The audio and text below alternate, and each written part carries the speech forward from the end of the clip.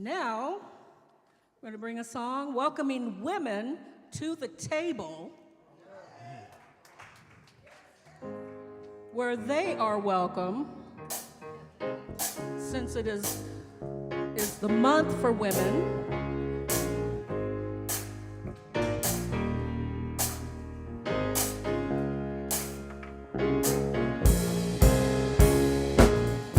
Come on in where the table is spread and the feast of the Lord is going on. Come on in where the table is spread and the feast of the Lord is going on.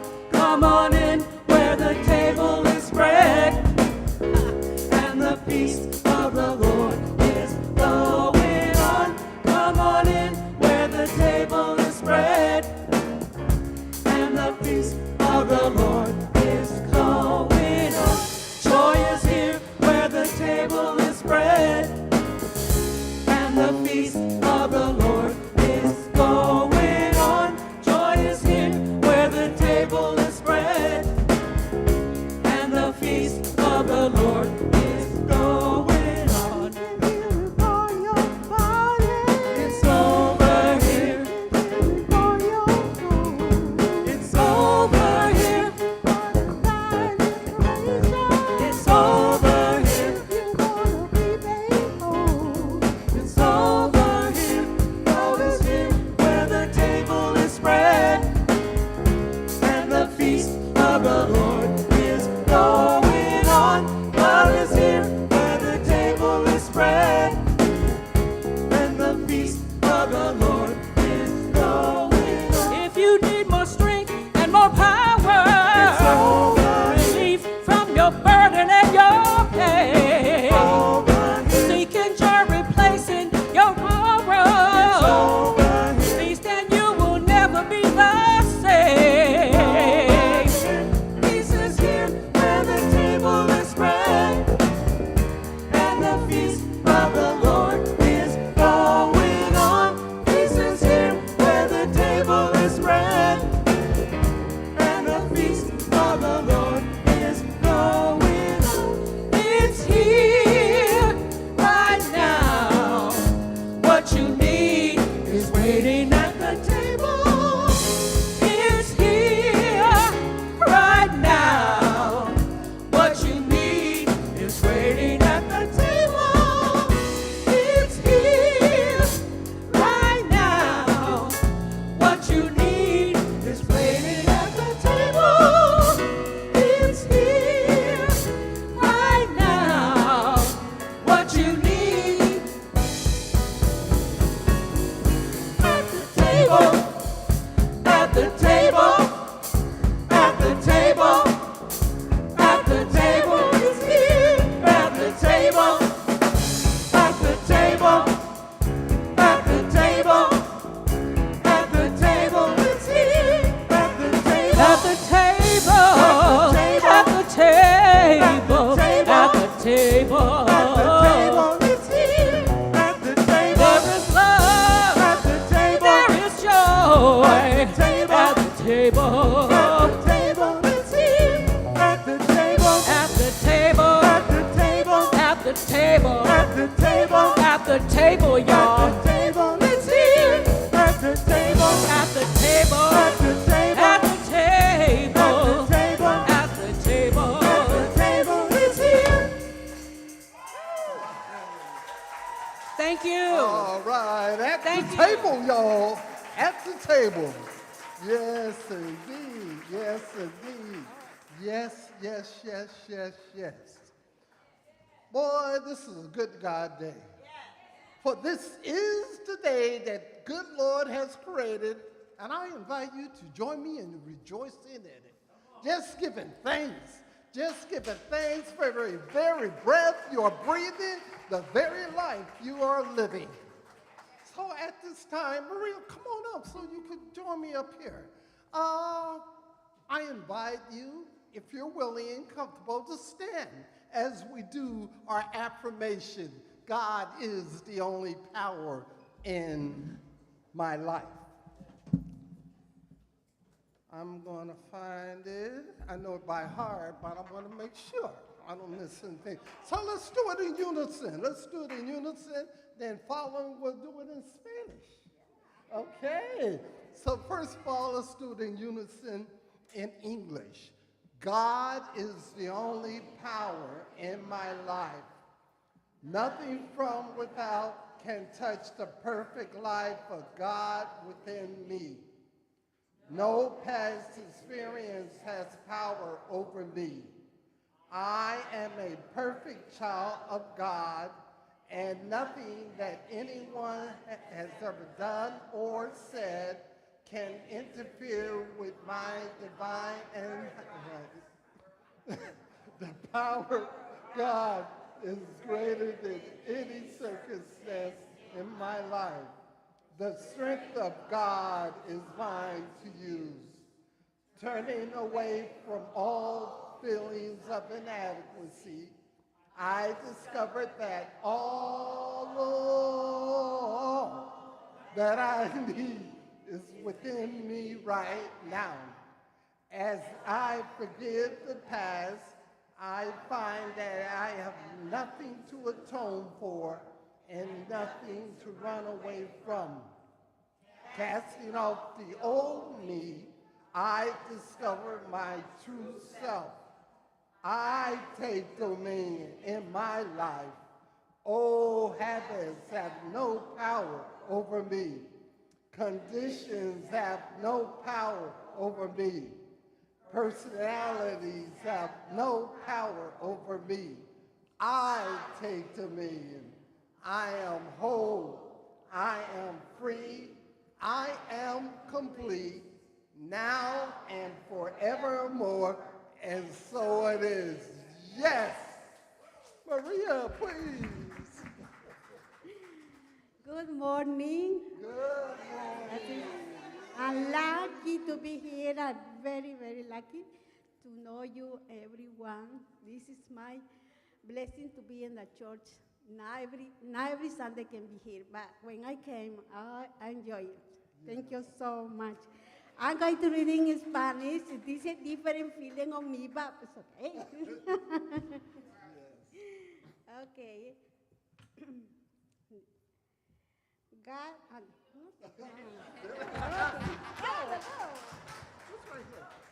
Yeah, you see, that's the word. Oh my God. Oh.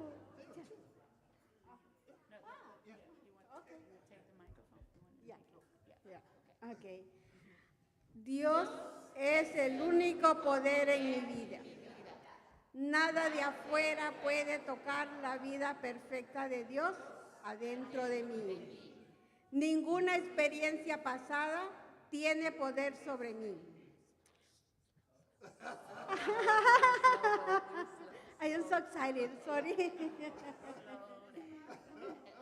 Soy una niña perfecta de Dios y nada que cualquiera haya hecho o dicho puede intervenir con mi herencia divina. El poder de Dios es más fuerte que cualquier circunstancia en mi vida. La fuerza de Dios es mía para utilizarla. Olvidando los sentimientos de insuficiencia, yo descubro que todo lo que necesito está dentro de mí en este momento. Cuando perdono el pasado, encuentro que no tengo nada que espiar o escapar. Olvidando mi antigua persona, yo descubro mi verdadera persona. Yo tomo dominio en mi vida. Los hábitos antiguos no tienen poder sobre mí. Las condiciones no tienen poder sobre mí. Las personalidades no tienen poder sobre mí. Yo tomo dominio. Soy entera, soy libre, soy completa,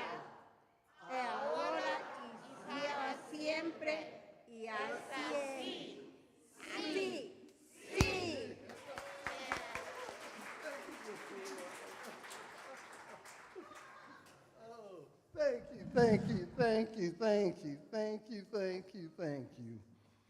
You know what? We have a good time here. At least I do. I'm going to talk for myself.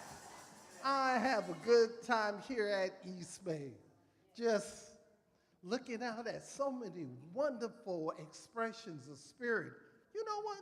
So if this is your very, very first time celebrating with us, would you please stand so we can recognize your presence, give you a gift of appreciation, and just send you a lot of Est Bay love. Yes, yes, yes, yes. Est Bay family, let's outstretch our hands in the direction of our guests, and please repeat after me. Welcome to Est Bay. Welcome to Est Bay. We see you. We see you. We know who you are. We know who you are. You are a neat expression of the divine. You are a unique expression of the divine. The God in us recognizes the God in you. The God in us recognizes the God in you. Welcome home. And thank you, thank you. And in the information that you receive, it is a coupon for visit our bookstore for a special gift given to you by the Est Bay community. So, Reverend Derica, I think, I give you Reverend Derica, our senior minister.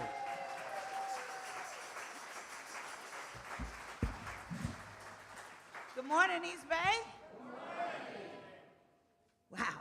As has been said, my name is Reverend Derica Blackman. I'm the senior minister here at the Est Bay Church of Religious Science. I use she or they gender pronouns, and I will always tell you what my pronouns are because you can't tell what they are by looking at me, and because it's just a little thing that we can do as an act of allyship for our folks who are under attack in this world right now.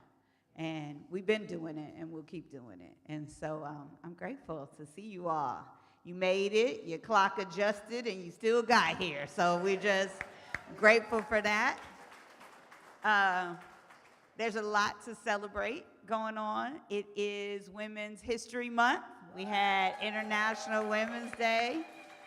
And so that's a really wonderful and joyful time for us to celebrate. And with that, we have our Women's Empowerment Collective has put together a series of tributes to inspirational women that the men in our community have done.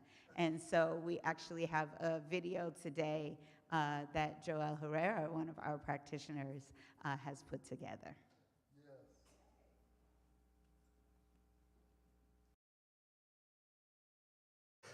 Yes, my name is Joelle Herrera, and a woman in my life that greatly influenced me is my beloved mother, Matilde Ruiz Herrera. She was born in 1927, only had a chance to go to 8th grade before she had to stop school and help support her family. And so she was born into a family where the women weren't allowed to drive, but at 58 years old, she decided, I'm going to drive. So she earned her driver's license. She raised a family with 7 children, 5 of us boys, and we always knew who was in charge. At 5'1", she always knew that we were going to be doing the right thing. She continued to love people, to help people. We had so many people sleeping in our home, and I don't know how many times I slept on the couch or the floor to make room for others, because she was a woman filled with love and compassion.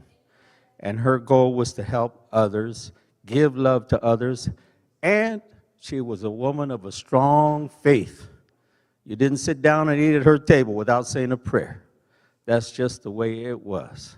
She was a woman of waste not. If I didn't finish my plate, it was waiting for me at the next meal. We never wasted any food. Mother, I love you. Thank you for being an influence in my life. And I thank the Great Spirit that He gave you 97 years, 3 months, and 25 days to walk this earth. Thank you so much. Love you.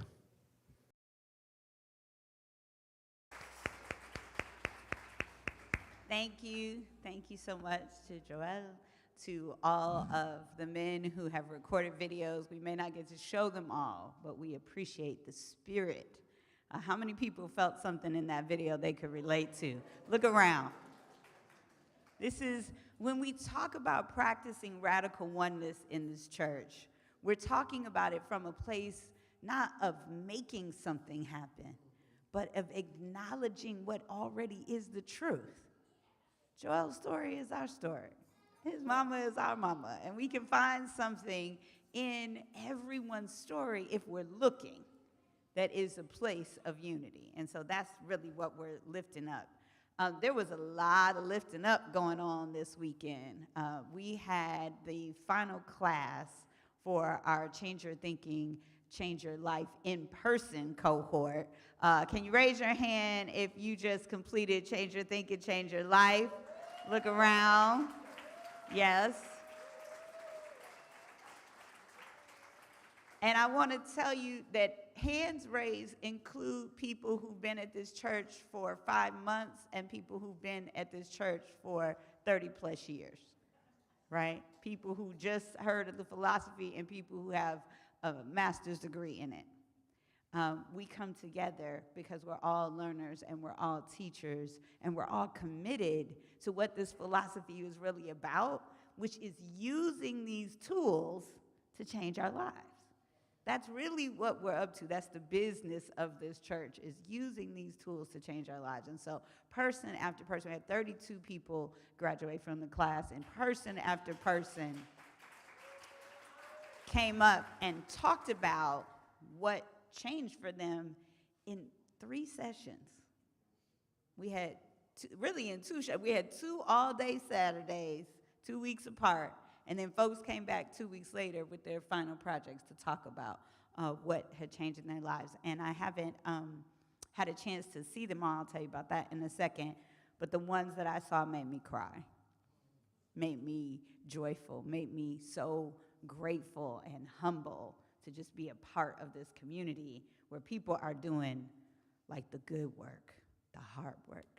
Thank you so much to Karen and Chelsea, and it was so beautiful. Reverend called me at like 9:30 at night last night, and I was like, because I called her, I said, "How was class, Reverend?" She goes, "It was amazing. It was amazing." She's like, "There's nothing else that I've ever seen in the world where people are healing the kinds of things that were being healed on display in that class yesterday." Thank you to the teachers, Carol, Reverend E, Dr. Cynthia, Kimberly Satterfield. Arlene came in and ran tech so that I could watch it from where I was. It was just a wonderful celebration, and I'm so grateful. Did I miss anybody? Okay. Reverend Carmela, yes, I will. Reverend Carmela was one of those that I was describing that is a student who could have been the teacher, because Reverend Carmela has trained many other practitioners in this church. And Christine also is a practitioner who showed up and took the class. So this thing, I always tell you, I'm trying to close the gap between the pews and the pulpit. This thing where somebody gets a certain level of stature and degree or whatever, and then they're up here, and everybody else is something else. I love this community where we take classes and we show up and we see ourselves as learners. So thank you to everyone who participated in that. Just beyond words. And we will invite folks to come and share with you some of what their testimony is, because there's no time and space in God.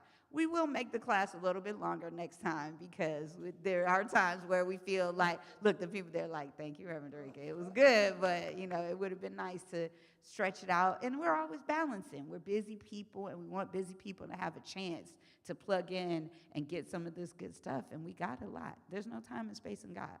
You have one practitioner session that'll change your life. Ask me how I know that. One practitioner session that will change your life. And so I was really torn yesterday because I couldn't be here in person for the final class. And the real reason why I teach the class is just so I could see all the final projects of all the students who have gone through and just get this testimony. Testimony is what church is all about. Ernest Holmes wanted it to be a science because he thought when you use these tools, something in your life should change. That was the science of it. When you pray, something should happen, right? And so testimony is really the lifeblood of our community. And so I wanted to be there. But at the same time, another opportunity came up after we had already set the dates for the class, and it was to be a part of a cohort of churches that are eligible to apply for up to $10,000 to work with young adults and work in support of young adults and their vision for creating change in the world. And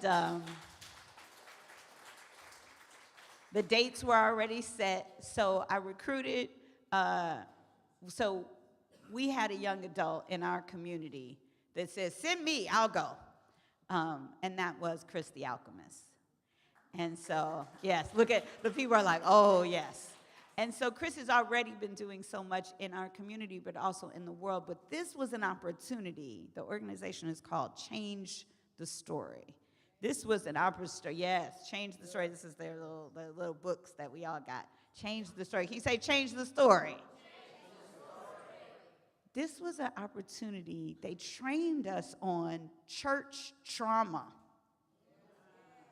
Oh, see, now when you ask yourself, when you tell people the book you're going to read for church is what it takes to heal, well, then you find yourself on a Saturday and a Friday night learning about church trauma.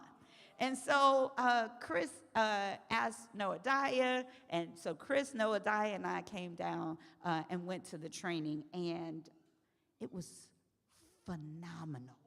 It was so good. And I need to tell you, I'm a trainer. I design things. I design workshops and classes and retreats.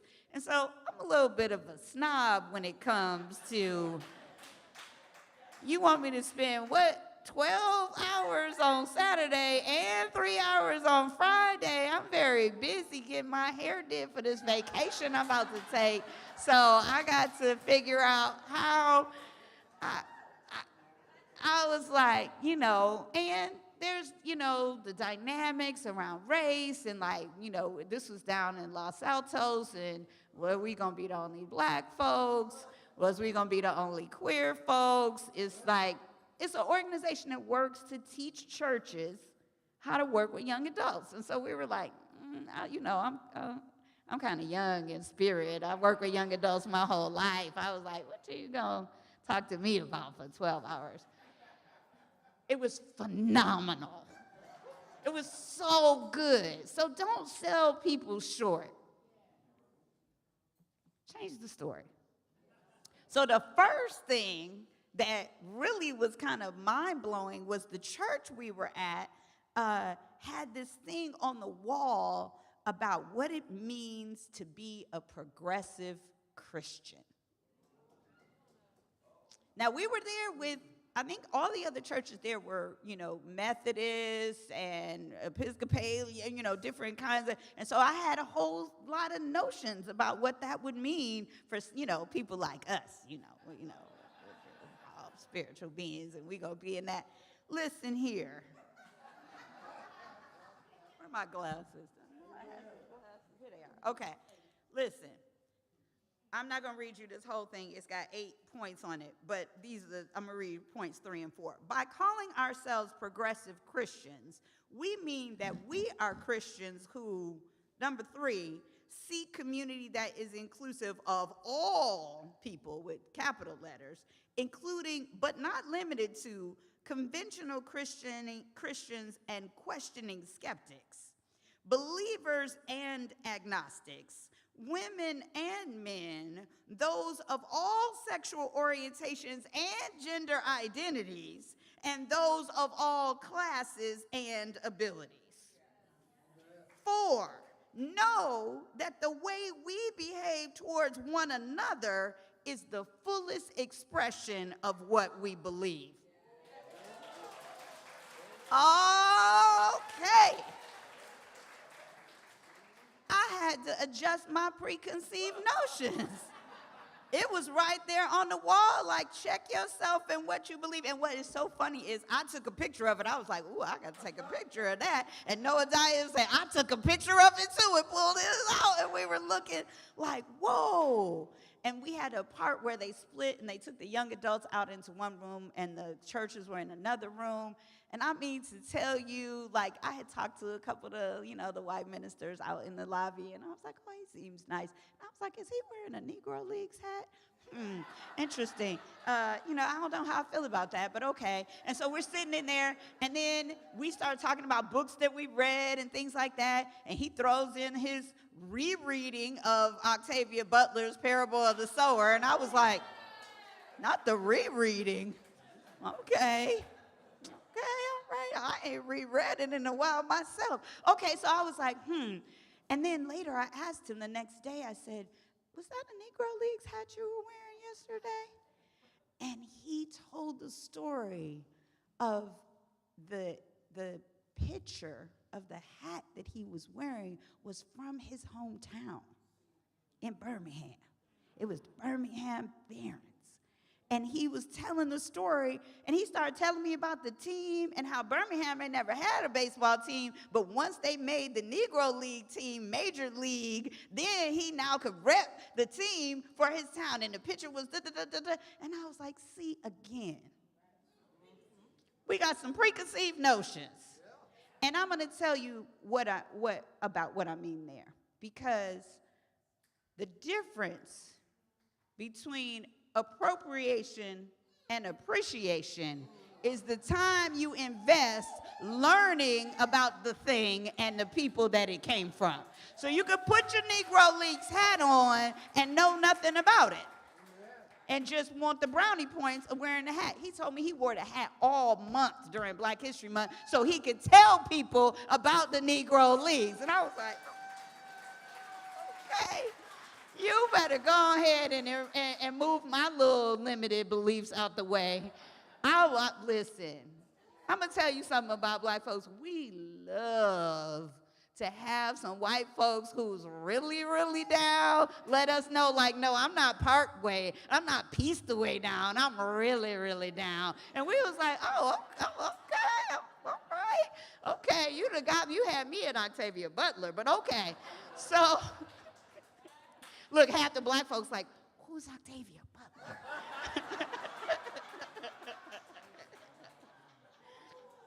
I'm going to let that be your homework.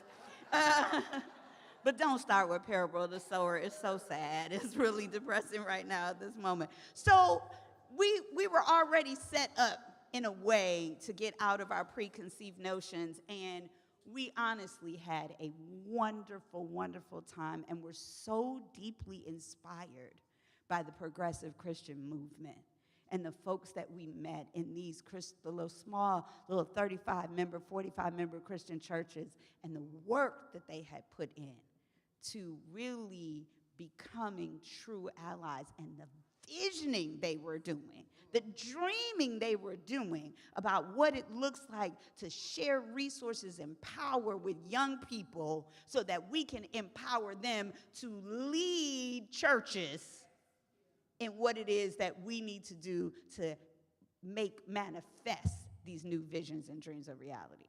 So the proposal that is coming to East Bay is Chris is going to be, we don't do things in the future. Chris is thoroughly awarded, right, the $10,000 for a black box theater here at Est Bay.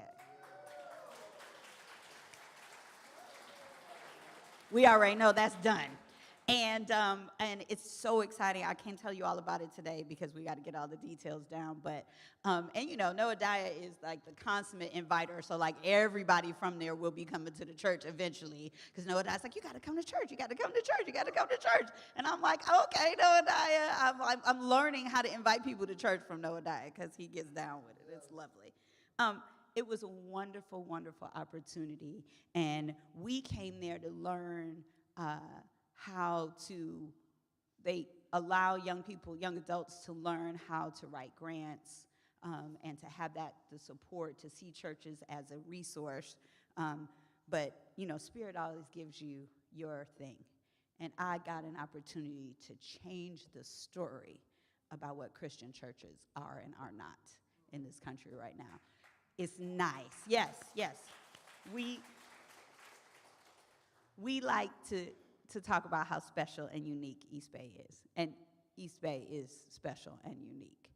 But it is lovely to know we are also a part of something that a lot of people are deeply committed to seeing change in our world right now, and to having people of faith be listeners and learners and partners in building the freedom, rebuilding the freedom movement. Yeah? Yeah, good news. So, one of the things that we talked about that makes East Bay so different, we had to go do a presentation about our church and like what our church was about and what our church had to offer. Even though we already had our young adult with us, we had to do a presentation. And so we're practicing what to say. And Noadiah was like, we should say that you could say we're unapologetically black, and I'll say we're unapologetically queer. And I was like, okay. And then we did it, and I got nervous. And I was like, oh, wait, I don't know these people. What if they think unapologetically black means we don't have, like, other races at our church? And then what if they think that unapologetically queer means it's not going to be friendly to... And, as marginalized people, we do that sometimes. That's why the phrase is unapologetically, right? Because we have a tendency to want to apologize when we focus on loving ourselves, because we know that historically it makes people in the majority feel uncomfortable. So we feel like we got to apologize. And we went and did it, and I was nervous, and I was like, you think we should have said that? You think it's okay? You think they'll think this? And Noadiah is always like, it's fine, it's good, don't worry. And a young woman came up who had been a leader in the program in a prior year to Noadiah, and she was like, I've been looking, and she's not black, and I don't know if she's queer because I'm not in her business like that, but she said, I have been looking for a church that was unapologetically black.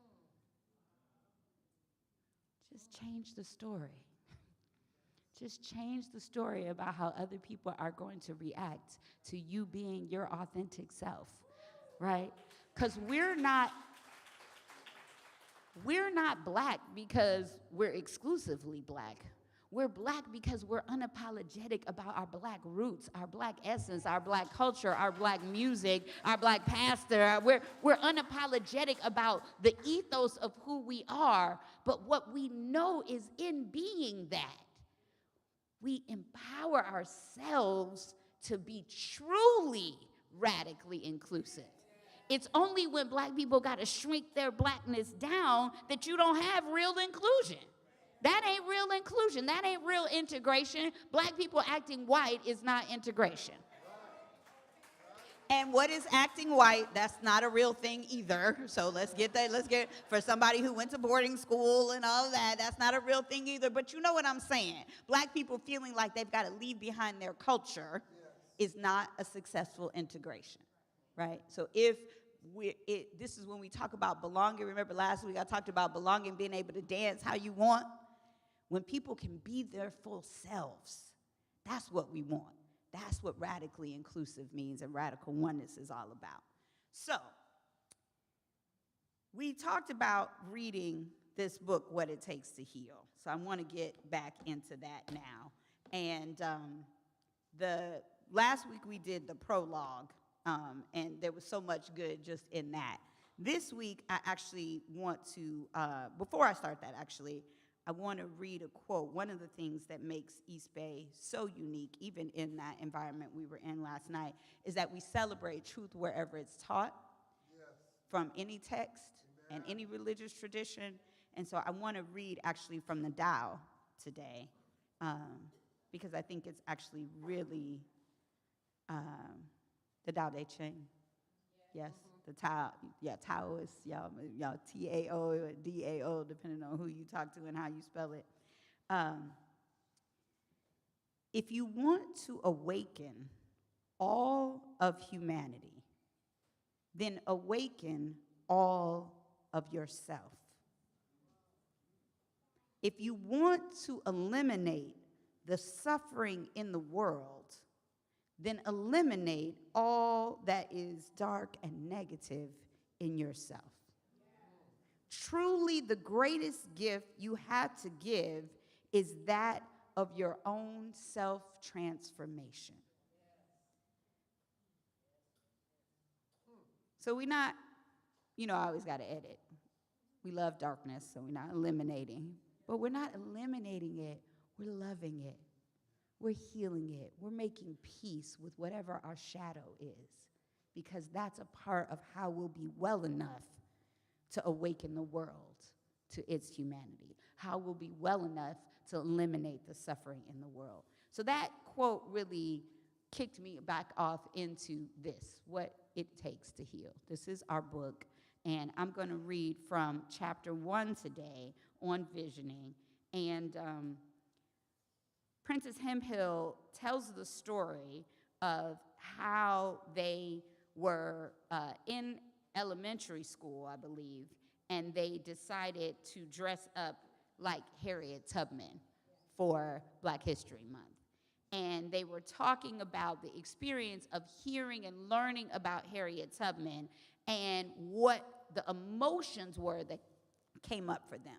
Because if we're going to talk about what it takes to heal, part of it is we have to have, Reverend Deborah talks about the oxygen in the fire triangle. We have to have a vision of where it is we're going. We can't just be talking about justice like it's the absence of tension, right? Or it's the absence of pain. It's not just the season for nonviolence, it's the season for peace, right? We've got to be talking about, Van Jones said once, Dr. King had a dream, not a complaint. He wasn't just trying to talk about getting off the back of the bus. He was talking about white children and black children holding hands. And that was a vision that seemed impossible to the moment of the time. And so that was the Harriet piece, was a visionary. Somebody who could see a freedom she had never even experienced, and then go to it, and then come back and take other people there who hadn't experienced it, couldn't really even conceive of it. That's the ultimate visionary. So here is what Princess Hemphill had to say about Harriet. Harriet represented something much more dangerous and holy than the textbook let on. She was the freedom the forefathers alluded to, but were terrified of. Check that right there. People have been talking about everybody being equal, but they didn't really mean it. The pursuit of happiness for everybody, that's not what they meant. They said it, but were terrified of the possibility that we would all have it. She was the true story at the heart of this country, the contradiction and pursuit, the hidden pulse under the war drums, a black woman in a white man's vision for the world. She broke the spell for me at a time when I was learning what was expected of me, when I was learning to internalize the hatred she talked about in the way that her teacher had done 40 years earlier. Harriet disrupted all notions that I had to accept this order as fact. She lived in the shadows and cracks of that world, traversing and widening them until something broke open. If she had found a way to make her body free, I knew that I could too. Right? That's what we're looking for as we celebrate women this month, is people who found a way to free themselves and then go back from that place of being free and free other people, right? What did she say? She said, Harriet said, I freed 1,000 slaves, but I could have freed 1,000 more if only they had known they were slaves. I'm talking about us, East Bay. I'm talking about us. I'm talking about us workaholics. There's a reason why I am in a t-shirt today. Because I am getting on a plane tonight, and I am going away for 10 days.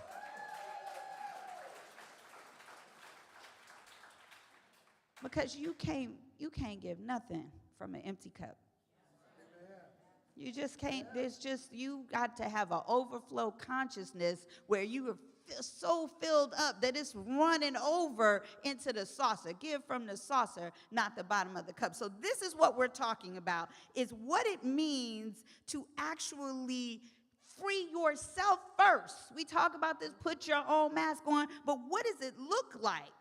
And when Princess Hemphill was inspired by Harriet, it wasn't like it was a popular notion in their predominantly white class. But here's what Prentice said. As Harriet, I wasn't in costume as much as I was being fortified. At the time, you couldn't have told me that I wasn't a superhero. I walked into school proud, defiant, straight back. Miss Jefferson's expression was blank when I showed up to her class, as though she thought that if she stayed very still, others might not see the resemblance between us. You ever had that kind of teacher that don't want to see you shine and just looks at you like, why are you trying to shine? Maybe it wasn't your teacher. Maybe it was your auntie, your parent, your sibling. But there's that thing, that stank face, like, who you think you are. Some of us making that stank face. Stop it. She stood behind the kids, her eyes fixed on me when they asked, who are you supposed to be? Are you some kind of slave? I waited until their giggles died down. Now, this is critical. We're talking about how to get free, right? Because sometimes as soon as the giggles start, when we talk about our dream, when we stand up for what we believe in, we melt, we fold, we run, we hide. And that's all right, because we're just trying to deal with the emotions that come up when you stand up. I waited until their giggles died down and declared that I was Harriet Tubman, that I freed people under their noses. You feel that? I feel it, like it's like tingling. Princess said, I said it as a dare. Neither the other kids nor Miss Jefferson said another word. Right? You know that thing. When you're in your right action, when you're in your right place, when your spine straightens up and you say the thing that's not easy to say and the people are giggling and you stand there and you wait and you tell them what needs to be said. And now, not all of you do it in that particular way. You might do it in a soft, loving way, unlike me. But there's a strength. And whatever strength looks like for you, it could be quiet, it could be loud, it could be combative, it could be peaceful, it could be loving. But what happens is what the changes in you. Prentice says, when I gave my report, I talked slowly and met each person's gaze. The shame left my body then. I felt strong, determined, and I could, at least in that moment, see through all that was unacknowledged and unspoken in our class. They had been teaching about slavery. And many of us have had that moment where they teach about slavery and you kind of just feel like, ugh, I wish this wasn't our story. Or maybe you're an indigenous person and they teach about the genocide and the wiping out of our culture. Or maybe they don't even teach about your culture at all in the school books. Maybe you're a woman and you're waiting for an example of a woman who ever did anything in class, right? And there's that moment where we realize, if I choose to, you don't have to, but if I choose to, I can represent the unrepresented. That's what Change the Story was about. This was Prentice's changing the story. Oh, no, you missed it. Don't skip over the one that freed the slaves. Don't skip over her. Don't laugh and giggle talking about, what am I, a slave? Oh, no, I'm the one that freed the slaves. No, I would be the general in the army. Don't skip over my story. Oh, they're cutting it out the textbooks. Well, then we better start learning to do some plays and teach it right here on Saturdays. They're cutting it out the textbook, then we better be posting it. I found out about something this weekend called what is it? Hillmantock University. Hillmantock University is a place on TikTok where millions of people are gathering to form an online HBCU. I was like, I don't even have a TikTok, but I'm about to get one now. I told my brother, I said, oh no, I got to teach at Hillmantock. And of course, it's named after Hillman College from a different world. And they're teaching, the woman, she started out, it's a professor from an HBCU, and she's teaching a Black history class, and she got like hundreds of thousands of people signing up for her class. So now they got a schedule, and you know, if with millions of people, it's not just Black folks taking these classes. So you tried to outlaw DEI, and guess what happened? We be Jedi. We be Jedi. You talking about the descendants of Harriet. We gonna take your TikTok, and if you, because we made your Twitter blow up. So you can't make that an X. You know who we are. You thought you was gonna take X? Without us, it just ain't as fly and saucy. Look at our t-shirts.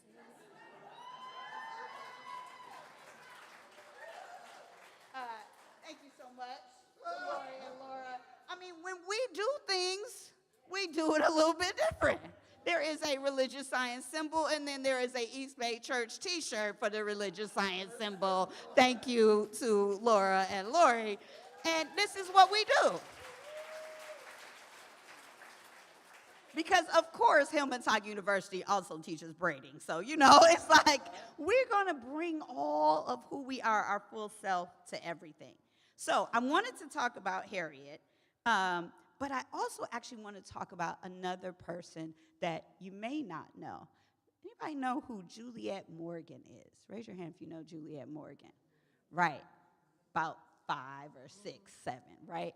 So I talk about Juliette Morgan from time to time because I think we have this tendency in movement building to talk about white allyship in the theoretical. We talk about it as we want your support, we want you to be down, really down, and, you know, I don't want to delude you into thinking that, you know, what I mean is read Octavia Butler. I want to talk about what it means to practice allyship at a really high level, right? Because I believe that there's a continuum that we move from where there's apathy, I don't know anything about the issue, right? Allyship, where I examine my own behavior and I start to educate myself. And advocacy, where I actually begin to teach other people, right? That's where I actually start creating systemic change because I'm starting to teach other people. There's no shame in wherever you are on any particular issue. When I first came into issues around gender expansiveness, I was apathetic. I don't know about these pronouns. I don't know nothing about that. And like, that was it. And I'm just going to say that there's a lot of us in this room who are like that. And I'm not attacking.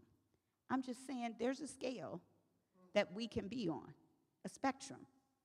And at any moment, we can move along on the spectrum. And there's little things that we can do to move along. We don't know. And I didn't really care deeply. There's a lot of issues in the world we could work on. And I didn't care deeply. But what often changes us to care is a personal experience.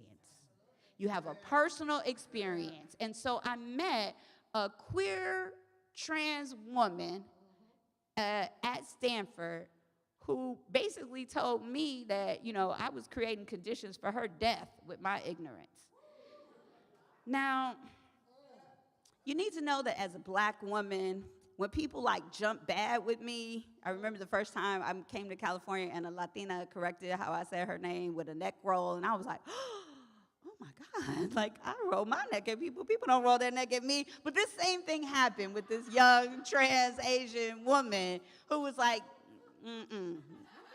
no, none of what you're talking about. I was like offended at first. This is what happens. We get defensive when people tell us we're not up on something, especially those of us with marginalized identities already. We're like, excuse me, right? Like, and this is the problem that white women have. Like, they dealing with sexism at like a huge level. So then when you try to confront about racism, it's like, but you don't understand what I'm dealing with over here. And it's like, yes, I do. And that's what intersectionality is all about, is looking at the places where we have privilege and the places where we're marginalized. I have the privilege of money. I have the privilege of education. I have the privilege of being able to speak English, of being in the United States, like citizenship. I got a lot of privileges, but I did not know that I had cisgender privilege. Like, what is that? Okay, so I'm learning about gender expansiveness. I start with apathy, and then eventually I get to allyship, where I'm going, oh, this is a real issue that's really affecting people.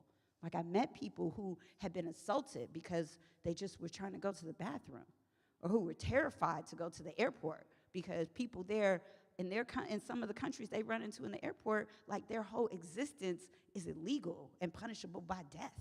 I'm like, oh, people are dealing with real stuff I'm not even aware of. And that's the case. That's how you move from apathy to allyship, is you start examining your stuff. Now then, here I was running the diversity office at Stanford, and I wasn't even tripping off any of these issues, and so now I had to move into advocacy.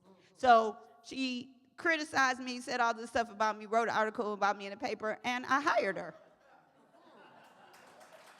I was like, okay. She's like, I'm not. I was like, well, I want to get more, because before I hired her, I would like ask, her to educate me. They use they, them pronouns now. Then they were using she, her, but I hired them and said, I had asked them to educate me, and they were like, I don't have time. I'm a student. And they basically were like, pay me. And I was like, you're right. I'm a paid professional here at Stanford. You're a student. You shouldn't have to be educating me on your time. This will be your job. Hired them. Boom. And then, right, I know I get a lot of applause for that, and then promptly did not listen to what they told me that needed to happen. Right, see, when we start talking about race, like, we're like, white people need to do this, white people need to do that, but all you need is your turn in the hot seat.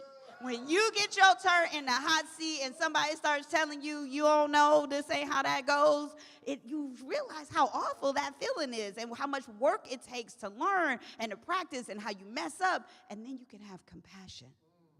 Then you can change the story about other people who are trying to be allies and sometimes failing. Because it's a process, right? It's not so easy to do. So I'm there doing all of that. So what I realized, I started teaching solidarity and racial justice at Stanford. What I realized was that we needed more examples. That, like, we were taking down all these Confederate statues, but whose statues were we putting up?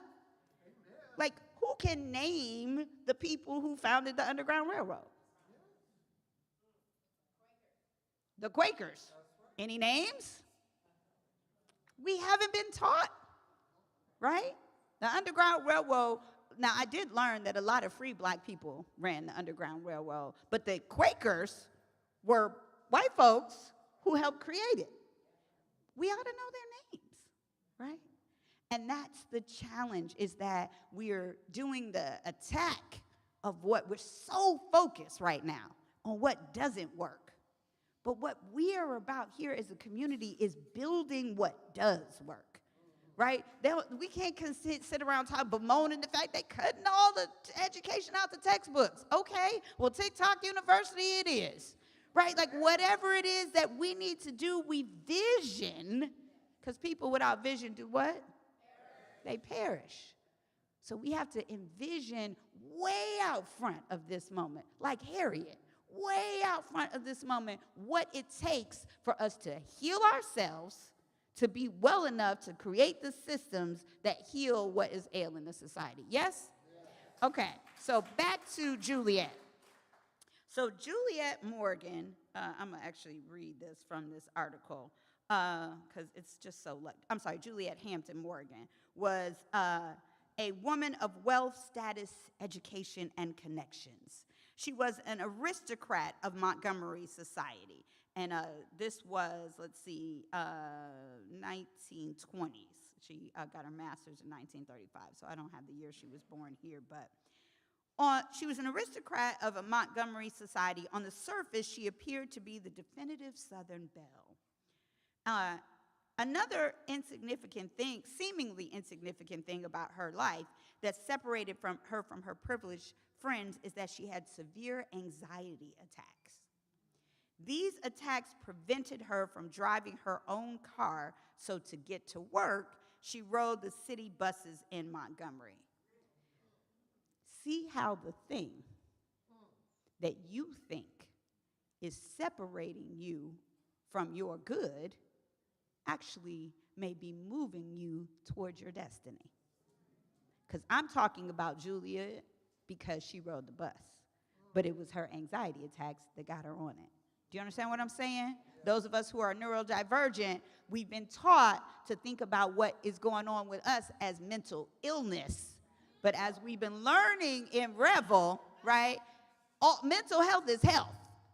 And it's again a spectrum, right? We got neurotypical and neurodivergent because we got tired of just talking about people who are different than the mainstream being ill. Different from the mainstream and ill are not the same thing. That's a whole other workshop, so we're going to come back here. Let's come back to Juliet. All right. On the buses, she saw white bus drivers, in her quotes, use the tone and manners of mule drivers in their treatment of Negro passengers. She watched them threaten and humiliate black men and women who paid the same 10-cent fare she paid. In 1939, 16 years before the Montgomery bus boycott, Morgan began writing letters to the Montgomery Advertiser, the city's local newspaper, denouncing the horrible injustices she witnessed on the city bus. In these letters, she said segregation was unchristian and wrong, and that the citizens of Montgomery should do something about it. The response was immediate. She lost her job at the local bookstore. I'm talking about what it means to go from ally to advocate. I'm talking about what they call skin in the game, right? Being able to sacrifice some of our comfort in order to create freedom conditions for other folks. One morning as she rode the bus, Morgan watched a black woman pay her fare and then leave the front door of the bus to re-enter the back door, as was the custom. As soon as the black woman stepped off, the white bus driver pulled away, leaving the woman behind even though she'd already paid her fare. Incensed, Morgan jumped up and pulled the emergency cord. She demanded that the bus driver open the door and let the black woman come on board. No one on the bus, black or white, could believe what they were seeing. In the days that followed, Morgan pulled the emergency cord every time she witnessed such injustices. She had already been fired for doing it. She had already been fired for speaking up. She did it anyway. I want to tell you that Juliet Morgan's story ends up tragically. She was ostracized and banned. She started working at a library. The library refused to fire her. They cut the funding to the library. Sound familiar? Yes. Sound familiar? They got a playbook, but we got one too. We've been at this a long time. We escaped slavery and freed other people from it. You ain't, what you got? What you coming with? AI?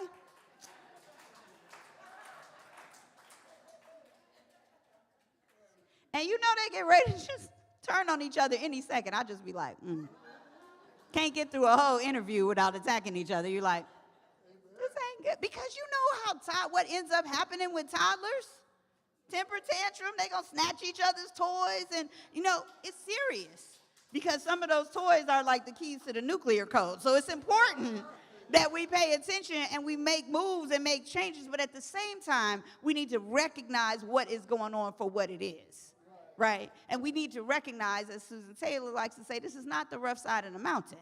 We have been through and survived, and we need to go back to our old playbooks. We need to make sure that we know the stories and legacies of those who pulled the emergency cord. And there's a lot more I can say here about Juliet Morgan, more homework you can read about her. But what I will tell you is that Dr. King credits her as being the one who made the connection between the civil rights movement and Gandhi.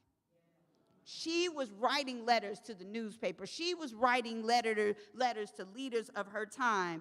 And she said this, I'm going to say this one other quote, because it's just so much good stuff here. That's why I love, she just kept, because she wrote, that's another thing.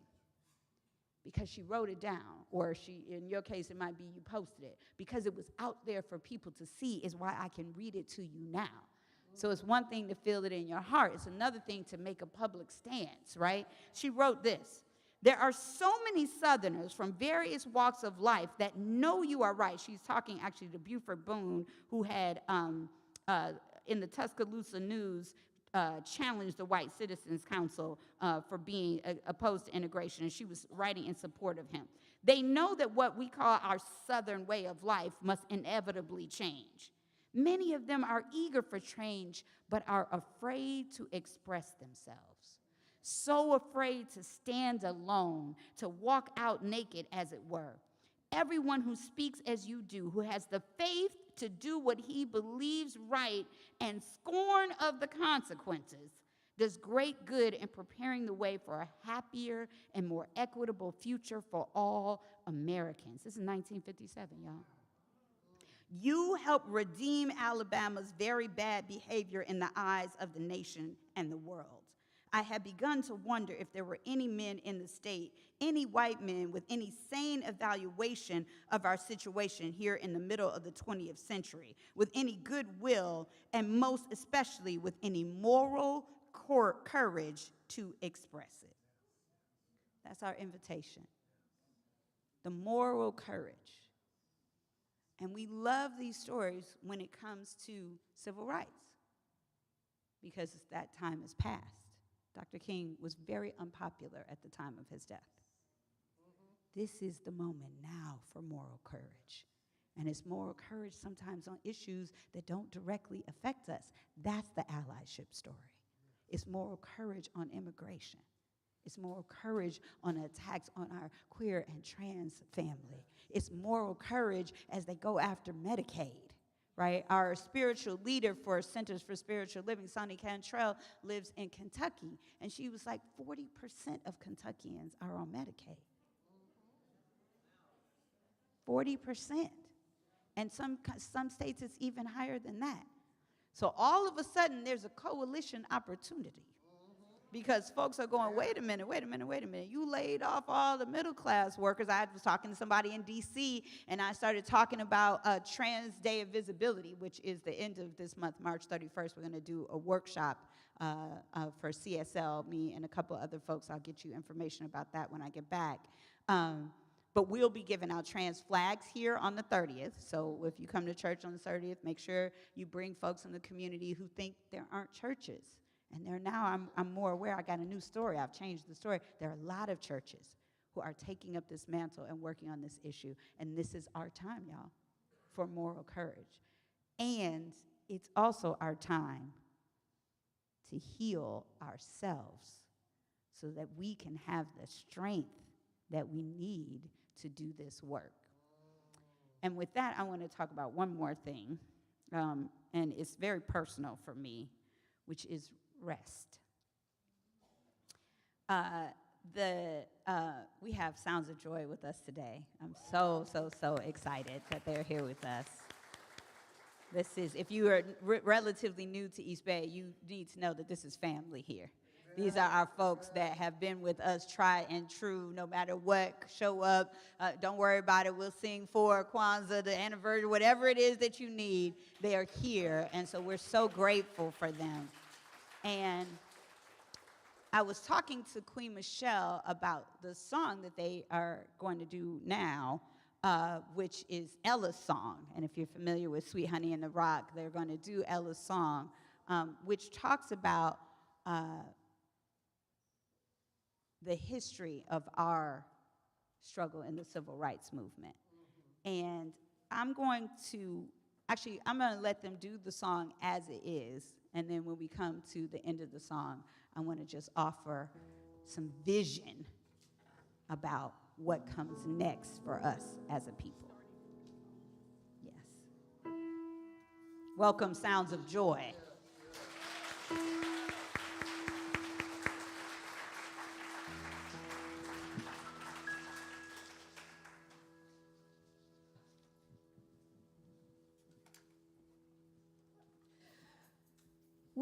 who believe in freedom shall not rest.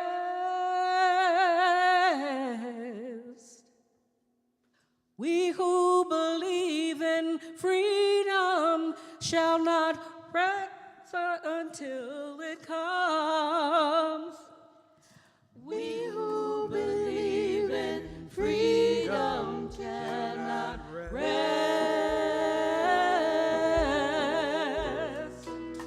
We who believe in freedom cannot rest until it comes.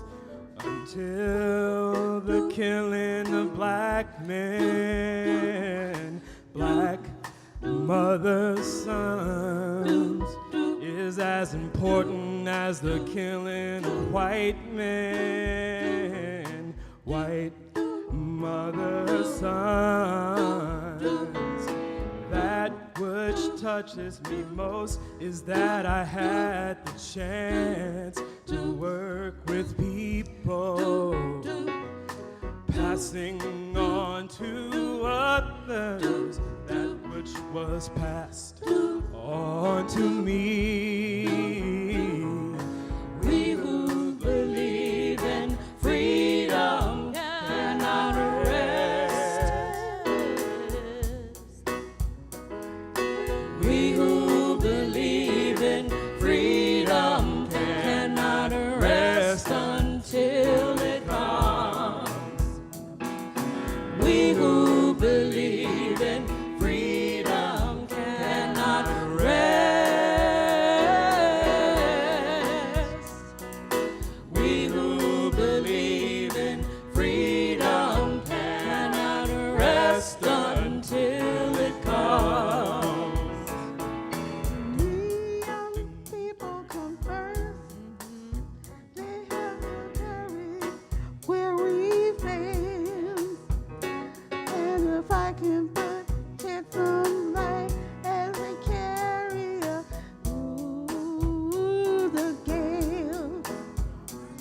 The older I get, the better I know that the secret of my going on is when the reins are in the hands of the young who dare to run against the storm. We who believe in freedom shall not rest. We who believe in freedom shall not rest until it comes. We who believe in freedom shall not rest. We who believe in freedom cannot rest until it comes. Not needing to clutch for power, not needing the light to shine on me. I need to be one in the number as we stand against tyranny. Struggling myself don't mean a whole lot. Come to realize that teaching others to stand up and fight is the only way my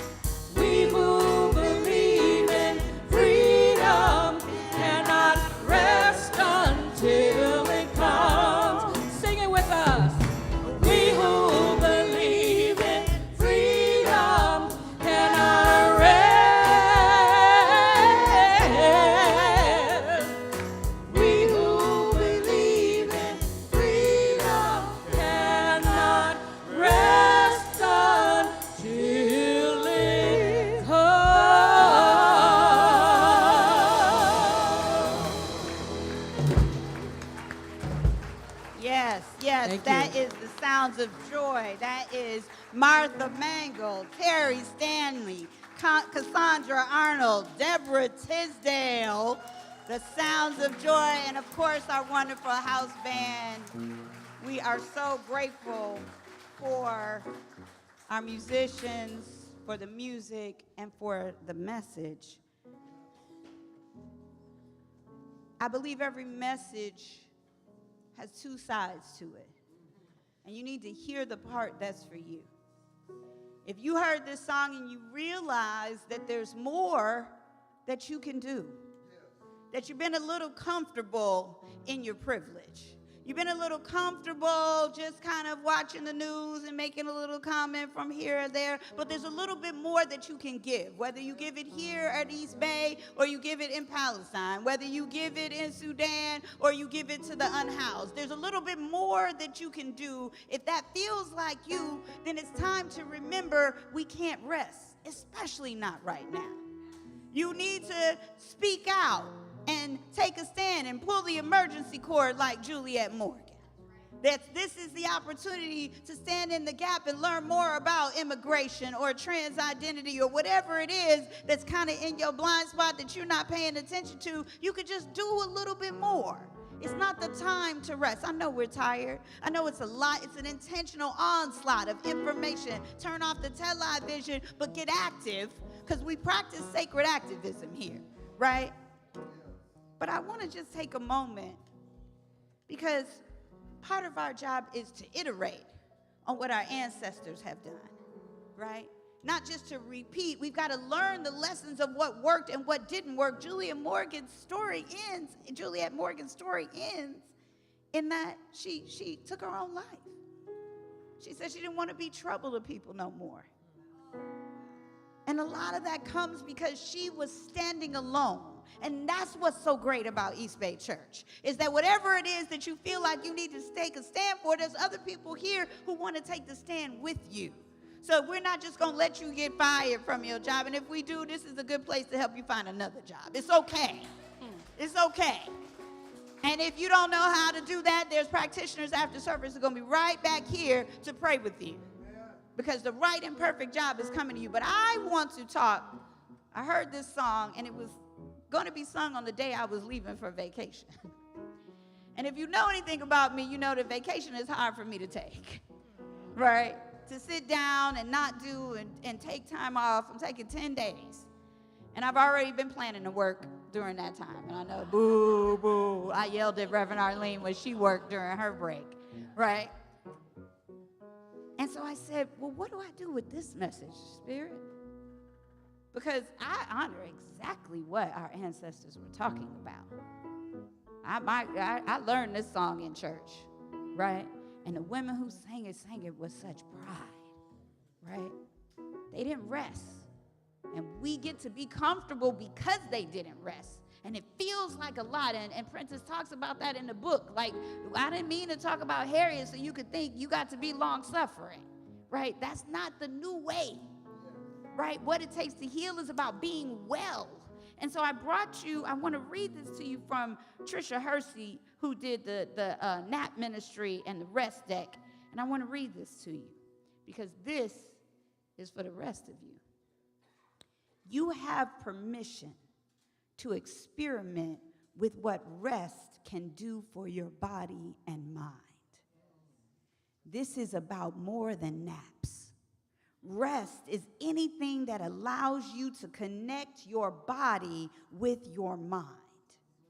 Slowly enter the portal of rest, and while you are there, you will find abundance. Exhaustion resides in a space of scarcity. Rest is abundance. Rest is yours now. Rest is imagination work. The time to rest is now. And the affirmation, it says, I will imagine what my body needs. I will daydream for freedom. Somebody say, I will daydream for freedom. So I'm leaving you now for 10 days. and I'm going to go off, and I'm going to daydream for freedom. And if you need to take a break, I'm coming back. I'm coming back. Chris ain't going, so you know I'm coming back. If you need to take a break, whether it's just 30 seconds in the middle of a meeting that's stressing you out, whether it's actually letting somebody babysit the children so you have a night not to work, but to rest, right? Whether it's the vacation that your job really needs you to take so you could be a better coworker, right? That's what somebody told me. They were like, no, we need you to take a vacation. We need you to take a vacation, right? Let's be a community that doesn't just fight for freedom, that doesn't just struggle for freedom. Let's be a community that daydreams for freedom. This is what it takes to heal. New ideas about how we get there. And so I want to, if it's all right, can we do it again? Can we do the We Who Believe in Freedom? And I want to do it just the chorus. And we're going to do this. We're going to do both. This Sweet Honey in the Rock song, I respect my elders. We who believe in freedom cannot rest until it comes. But we also going to sing, we who believe in freedom have to rest to make it come. Okay? Can we do both? I told him I wasn't going to do this, but the Spirit moves you. You just got to move how the Spirit say move. And I know we're going to get out of here soon. But let's just do this. We're going to just do this chorus just two times. We who believe in freedom cannot rest until it comes. We who believe in freedom cannot rest. We who believe in freedom cannot rest until it comes. We who believe in freedom have to rest to make it come. We who believe in freedom have to rest.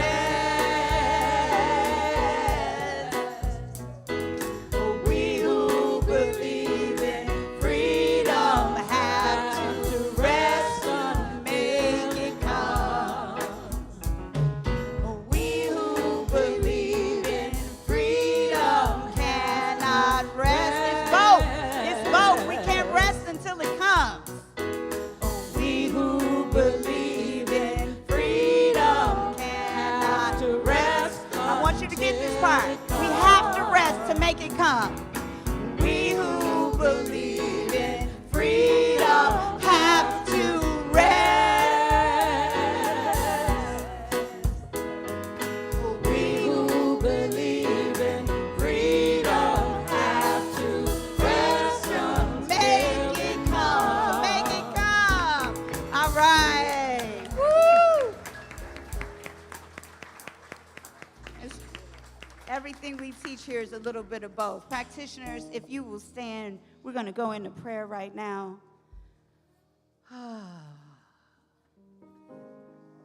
If I can have all the licensed practitioners, if you're able, to just stand. These are people who have been trained, licensed panel to know the truth. A lot of us know the truth, but these are just the ones with a license. They're spiritual coaches. And some of them will be available online for our love streamers and right here in the sanctuary after service to just pray with you. Because we have an intention here today to know the full power of Spirit, to heal everything that is within us and everything that is around us. And we invite, Sister Carol, I just want to just give thanks for Carol Johnson-Williams today. Sister Carol had us come in and use me as when we gathered for the volunteers in the building to pray. And in order for us to be used, we're going to have to get out of the way of the calling that's calling us, and it knows, you know whether it's time for you to rest or it's time for you to take action. Your spirit knows. Just get quiet right here, right now. And know the presence and power that passes all understanding, the balm in Gilead that heals whatever you wrote on a prayer request and put in this box, whatever prayer is on your heart, whatever challenge is facing you, whether it's an abundance question of, do I have enough money for X, Y, and Z? The answer is God always says yes. This is why we change it from inheritance to birthright, because Spirit says, it is my good pleasure to give you the keys to the kingdom. Everything that is available is ours, not for the taking, but for the allowing to come through. God's blessings for our lives. Let's just allow them to come to us. It's easier than you can imagine. And for some of us, it's just time to rest. It's time to just not try to do so much. Trust that it can be handled without you. That's what I got to do to get on a plane. That's what I got to do. And I do. I already know. It's 50 years. The church been here 50 years. I only been here 55 on the planet. People figured it out without you. And they will figure it out again without you. Don't wait until you're in the hospital to figure it out for yourself. So I just know that whether what is challenging us is in our body temple, our cells are restoring even now. We listen to our doctors, but we know they don't have the final word. That there's healing, there's miracles that happen every single day. I'm a miracle. I'm a miracle. I'm not supposed to be here. I'm not supposed to be alive. I'm not supposed to be thriving. And yet, here I am. Because it is my birthright to be free, to be love incarnate, to change the story that my parents had, that the society had, that the racism had, that the sexism had. It's International Women's Day this weekend, and I celebrate women all over the world who've been changing the story. And I invite us to rest. And so I'm just giving thanks for the Est Bay Church of Religious Science. I'm giving thanks for each and every person here who came here today and said, I think I need to go and be encouraged. Giving thanks for the sounds of joy and for our house band for the willingness to just praise in the Spirit. I'm giving thanks for the testimonies that come through and through our We Collective, for the men who talk about the women who inspired it. I'm just giving thanks for each one who said, I'm going to go to church today. Whether it is on the love stream or here in person or whenever you pick this message up, I'm thankful for this community, because I have a different idea about what's possible, because we're not doing this alone. And so I release this word to the perfect activity of the law. Because in the law is where I recognize that it is not all about me laboring. It's all about me letting go. It's all about me trusting that I've done my part. I planted the seed of my intention, and now I've got to let Spirit do its part. I've got to get my bloated nothingness out of the way and my ideas of lack and limitation and who's able to do what. I got to let go and allow God to do what God has wanted to do for me since I was a divine idea. So I do that now. I let go. And if you're willing to get up off of your stuff and let go too, I just invite you to join me in saying Ashe. Amen. And so it is. Hey, Brother King Randall. Yes, and did I see Bill Randall here? We love you, Bill. It's good to see you here. Thank you for being with us. Thank you, Brenda. And I'm going to turn it to Reverend Arlene now, who is going to lead us in offertory time. Thank you, Reverend Derica. We learned a new gift that you have, songwriting. I was sitting there, she just made up that song in step and key. That's how God works, in step and key. So thank you for that. So it is time for our gracious giving, and I invite our ushers to come forward And if you need an envelope, I invite you to raise your hand and let them know. They will serve you as they make their way down the aisle. Let's just breathe in the joy that we're experiencing now, the gratitude that we can bring forth through our giving from the heart, through the giving spirit that we have. We bless it all. So at this time, we'll have our affirmation statement that'll show on the screen, and we'll affirm this together. Okay, we're going to go with that one. I can't see. I am abundantly provided for, and every need in my life is met by the grace of the universe. I joyfully give and receive, knowing that my life overflows with endless abundance. With each act of gracious giving, I celebrate the truth that I have everything I need. I am continuously supported by divine love, and so it is. So, Sounds of Joy will bless us as we contemplate, give, and receive.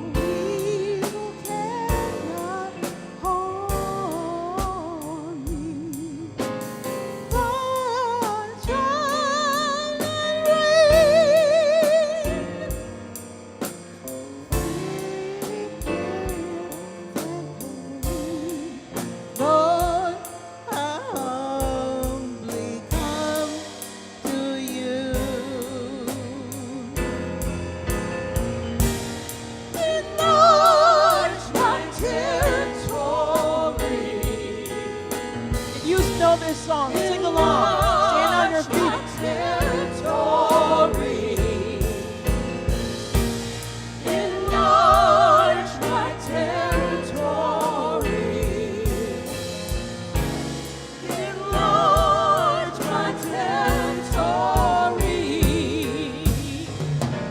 Enlarge my territory. Enlarge my territory.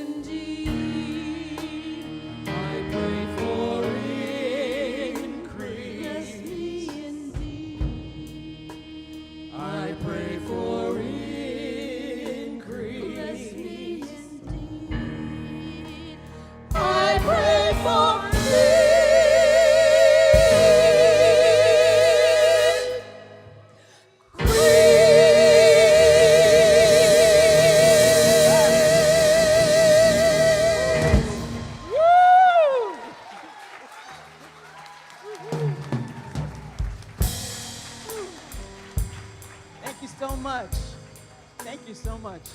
Sounds of joy.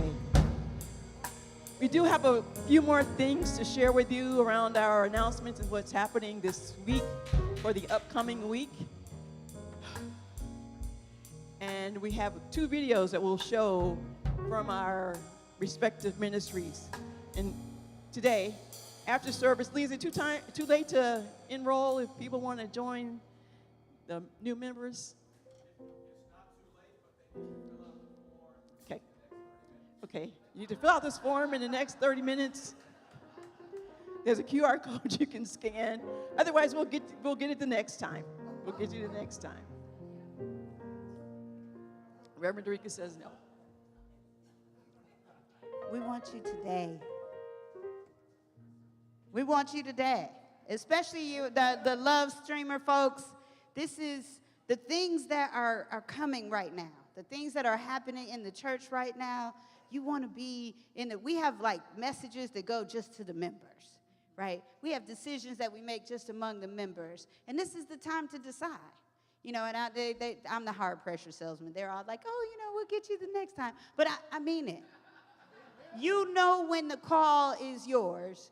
So if the call is yours, just answer. It's Zoom. It's a couple hours on Zoom. And I'm going to say, I had the AV team at my house. We had dinner. And I said to them, I want you all to join. I'm going to look at the band. I want everybody. Look, Martin Trousseau has been here. How long you been here, Martin? 30-something years. But he was in the last new member orientation.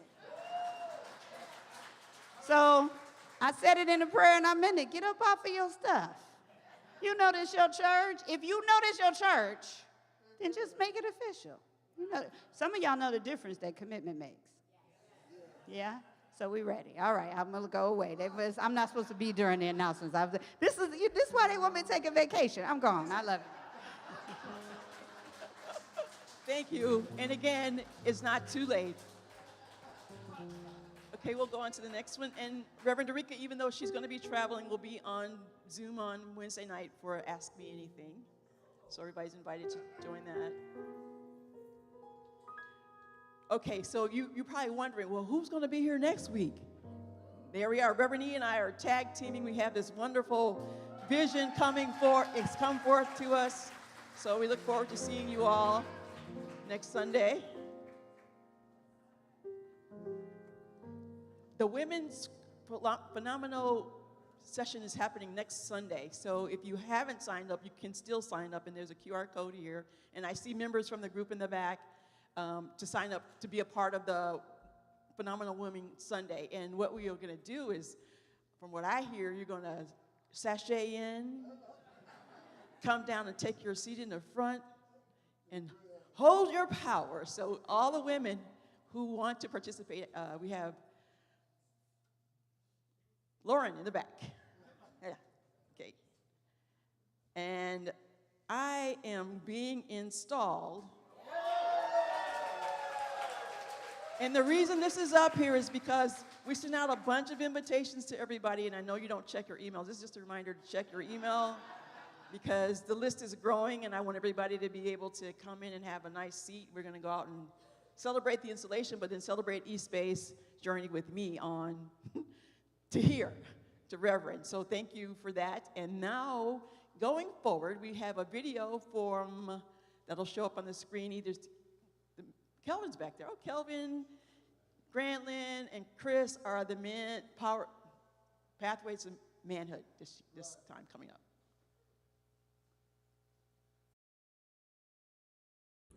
Hi, I'm Skinner. This is my testimony about pathways. I can't really say enough good things about it. When I went in, I was very resistant. I just did not want to accept the fact that I was missing out on connection, brotherhood, and the humor in the heart and the safety that comes with attending pathways. Honestly, I just sort of was living a very isolated life. I still do a little bit, but I've made lifelong connections with these guys. I mean, I talk to them. I have friends now. And they're really wonderful. KP and Kentrell, facilitate such an incredible experience. And East Bay is a magical place that has these kinds of programs happening. And I benefited from it. I continue to benefit from it.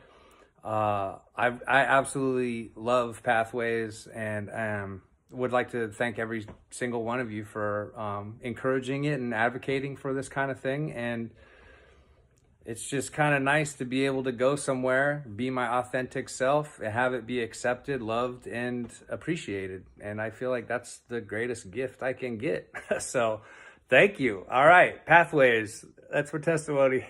Join us as we rediscover our gifts and attributes that the Creator implanted into our souls and spirits, and help. Greetings, East Bay. I'm Ananda Bliskin-Boya, and this is Jenny Drummond on behalf of the Women's Empowerment Collective. Guess what? It's Women's History Month, and we're excited to tell you about the many ways that the We Collective at East Bay will be celebrating women in March. The We Collective and AV team are recording the men of East Bay discussing the influential women in their lives. These videos will be shown during the Sunday services throughout the month. We're looking for more participants, so if you'd like to share your story, please reach out to wecollective@ebcrs.org or see Bliss after service.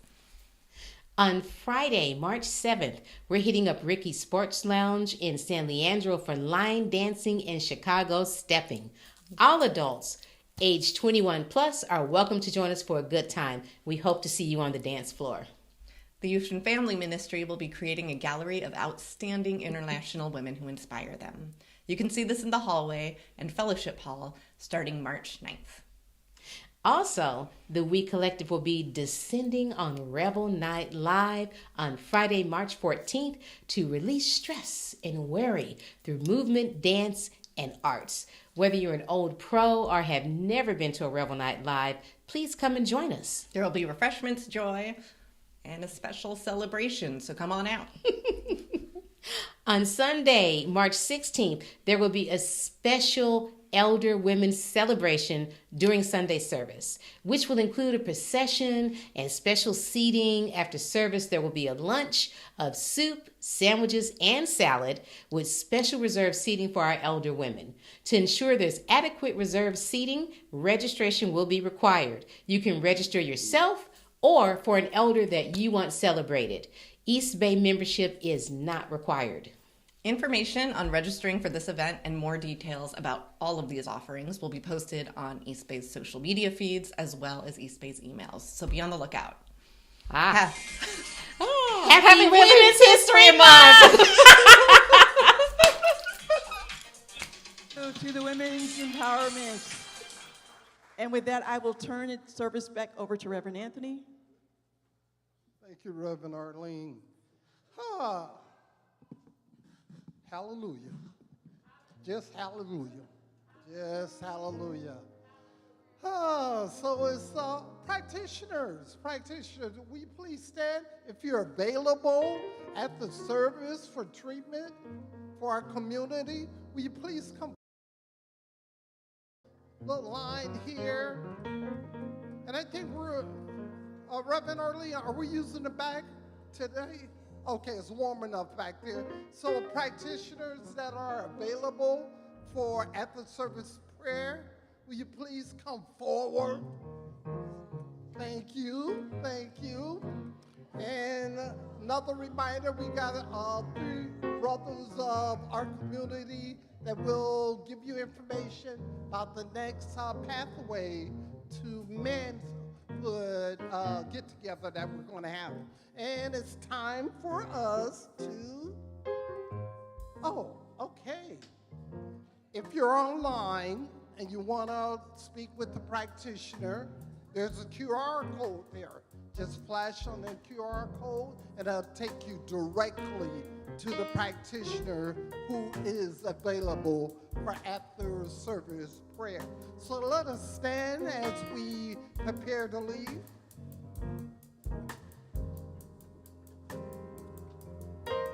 As we prepare to leave this space, please stand, which you are all doing. As we go forth into the world, may love, joy, peace, and prosperity abide in and as us right now and forevermore.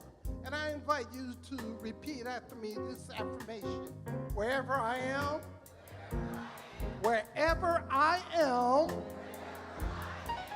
the goodness of life is. The goodness of life is. And so it is, and so it is. Take care. Have a great, great day.